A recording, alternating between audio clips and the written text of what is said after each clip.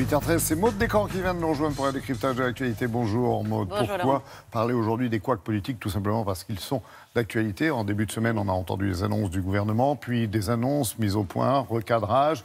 On ne sait plus comment les appeler. Pour nous, ce sont des couacs, voilà, et des couacs dont la majorité se serait bien passée. Eh bien oui, évidemment. Alors souvenez-vous, mardi, en milieu d'après-midi, une dépêche AFP, comme on dit, tombe. Et là, le gouvernement, Matignon, nous annonce bien que les taxes que les mesures qui étaient censées compenser la taxe sur le carburant qui avait été mise en place mi-novembre étaient annulées. On nous explique simplement que comme la taxe sur la hausse du carburant est annulée, il n'y a plus de raison de la compenser.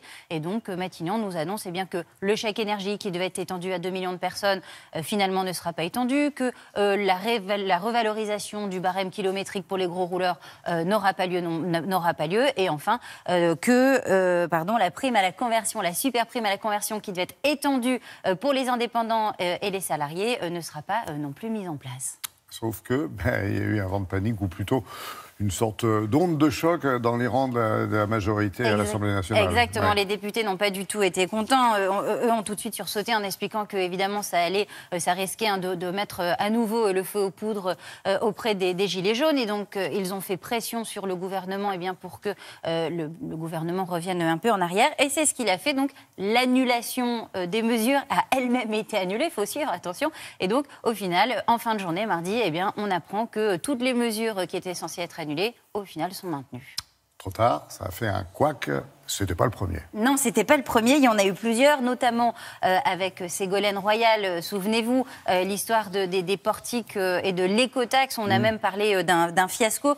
On est en 2009. La France donc vote cette loi. On va mettre en place une taxe pour les poids lourds de plus de 3,5 tonnes qui roulent beaucoup.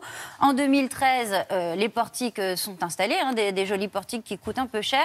Sauf qu'une partie de la population décide de contester cette taxe. Ce sont les bonnets rouge en Bretagne. Ils se rebiffent et finalement, le gouvernement fait marche arrière et annule cette écotaxe. Le bilan, c'est la Cour des comptes qui nous l'a donné l'année dernière dans un rapport. Ça a coûté un peu cher. Il y a eu 1 milliard d'euros de manque à gagner pour l'État, plus 1,3 milliard de pertes en démontage des portiques et en indemnisation pour les sociétés qui étaient engagées dans ce projet. Alors ça, c'était Ségolène Royal. Oui. Il y a eu aussi quelques couacs signés François Hollande. Oui, alors François Hollande, on peut dire que c'était même le roi en la matière. Les couacs, les gaffes. Dès le premier jour de son quinquennat, d'ailleurs, regardez, il raccompagne Nicolas Sarkozy, son prédécesseur, sur le perron de l'Élysée. Et la coutume veut qu'on attende que le prédécesseur soit remonté dans sa voiture pour partir. Eh bien non, François Hollande rentre dans l'Élysée et n'attend pas, ce qui ne va pas du tout avec le protocole.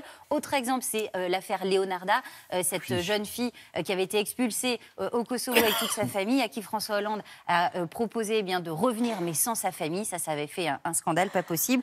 Et puis un dernier exemple de couac pour François Hollande, c'est évidemment l'affaire des 100 dents. Vous savez, ces propos tenus par le président à l'époque à l'encontre des gens modestes, et que sa compagne Valérie Trierweiler de l'époque avait rapporté dans un livre. Alors il y a moins grave, mais couac quand même, grâce aux réseaux sociaux. Et dis grâce. Oui, alors certains ont la gâchette facile, on va dire, sur les réseaux sociaux. Je pense évidemment à Christine Boutin qui, en septembre 2016, a tweeté que Jacques Chirac était mort, ce qui n'était absolument pas vrai. À l'époque, tout le monde est sur le qui-vive, puisque Jacques Chirac vient d'être hospitalisé, vous savez, pour une infection pulmonaire. On sait qu'il n'est pas en grande forme. Christine Boutin tweet. Au final, cette information, heureusement, est démentie. Et puis, il y a un dernier petit couac, on va dire, pour la route. C'est celui de Jean-Marc Ayrault. Ouais. On est en 2013 au Salon du Bourget. Il est Premier ministre, il arrive au Salon. Et là, il fait un magnifique discours et dit, voilà, cette magnifique démonstration du Rafale que nous venons de voir. Sauf que ce jour-là, il y a trop de nuages, il n'y a pas de démonstration de Rafale, donc elle est annulée. Et quelqu'un a oublié tout simplement de mettre à jour les fiches du Premier ministre qui ne s'est pas rendu compte qu'il venait de dire une bêtise. Oui, une rafale de couac. Une rafale de couac. Merci beaucoup, Maude. Mais c'est vrai que quelquefois, ça vous colle à la peau, et pas pour l'éternité, mais juste avant quand même. Merci.